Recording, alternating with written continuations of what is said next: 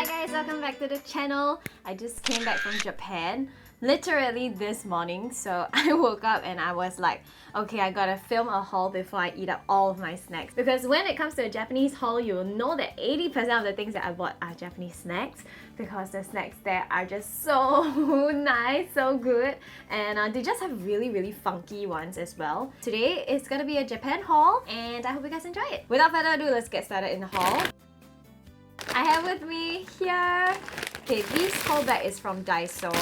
So I got the Calbee Mentaiko, which means Mentaiko. So it's a Mentaiko potato chips. I also got this really like random thing. So if you can see, it is something like a silicone mask where you kind of put it over your face like this, so you can have it like top and bottom separated. I was thinking of like using my sheet mask and then putting this over so that my sheet mask don't slide down. I guess because it's silicone, it kind of just like doesn't allow it to dry out so fast. So hopefully this will work. I also have here with me Matcha Mochi. Haven't tried it yet.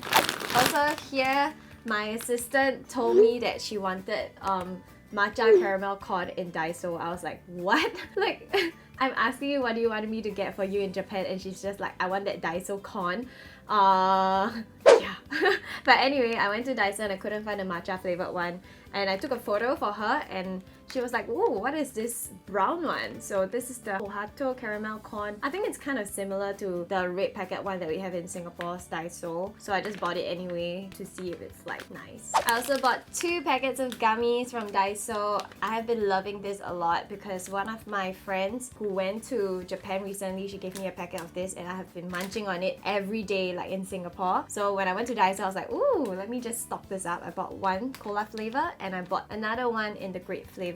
They have this in many different flavors like mango, green apple, soda, and so on. So I just got these 2 because I kind of wanted to like limit myself in Daiso, and I didn't want to carry like so much shopping as I was walking around the streets. And you guys know it's impossible to take a cab there in Tokyo because it's so expensive. So to get to places like everywhere in Tokyo, you take the subway or like the JR line, which can be really crazy because it's all like stairs and stairs and stairs, which is a nightmare when it comes to like lugging your luggage to and fro the accommodation and to the airport. I also actually bought a Daiso brush cleaner, but the stupid clumsy me forgot to take it out of my carry-on luggage and it got confiscated. Oh no!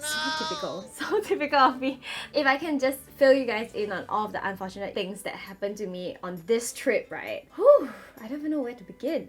Okay, number 1, if you're gonna be watching my vlog, you would know that I lost both of my soles. Like literally the sandals that I was wearing, both sides like came off. So I was just like clanking down the streets of Tokyo like super embarrassingly with really weird like sound, yeah, coming out from my feet. And I got a whole lot of bruises because of like lugging the luggages up and down the stairs and to and fro the airport and stuff like that. I actually checked in my wallet accidentally. I only realized that when I was trying to pay for something at the cashier, and I was like, shit, where the hell's my wallet? And I got into like a whole panic mode thinking I lost it, and I just remembered that I put it in the coat that I was wearing and I checked that coat in. So I was like, thank God my best friend was there to help me pay the bill, else I would be like doing the dishes or something. That's not the last thing, because I went home without my wallet. In the end, like, I passed the code to my friend and I lent it to her for her Sydney trip that was coming up, and I forgot that I had my wallet inside.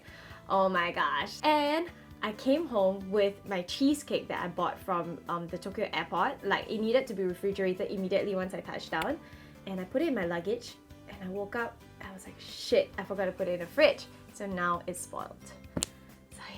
Thanks for listening to my ramble. So in Japan, there are also a lot of Japanese beauty items that you should not miss whenever you go to Japan. So brands like Biore, brands like Heroin Make, Ken Make, all the Japanese brands, they are much cheaper there and they got a huge range.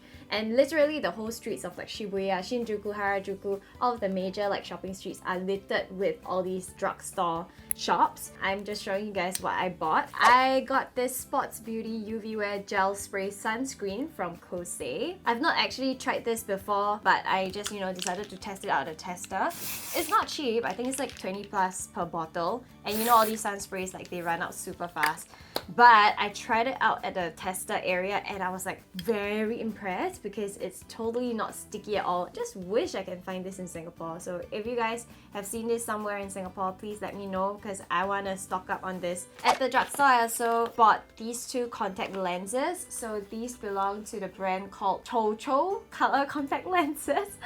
So cute. So I used the green one and I also bought the pink one. They're not exactly like the cheapest. They cost like 22 Sing dollars for 10 pieces, which is 5 pairs. So it works out to about 4 plus per pair. These are dailies. When it comes to Japanese contact lenses, are always not that opaque, but they are very natural and beautiful and just kind of enhances your entire look. I do quite like these, but they're not the most comfortable, so I don't know if I will repurchase them again. I also bought a box of lashes. You know guys, when it comes to me, I don't really like to spend too much money on my lashes because, I mean, they don't last that long. Like, I do have to throw them out anyway. So I try my best to go for like, you know, the ones from Bangkok and the ones from Korea because they fall under like the less than $10 per pair kind of range. But when I went to Japan, I saw the lashes. They are so beautiful, but they are so pricey, guys. So I saw this brand is called Luminous Change and I bought this in the style number 5. So it's just my usual like wispy ones that look very similar to my Aritam Petite Volume lashes that I really love. The Aritam one costs about $6 a pair. This one was about $20 and I have 5 pairs. So if you break it down, it's still kind of the same, but I can't bear like spending $20 on this.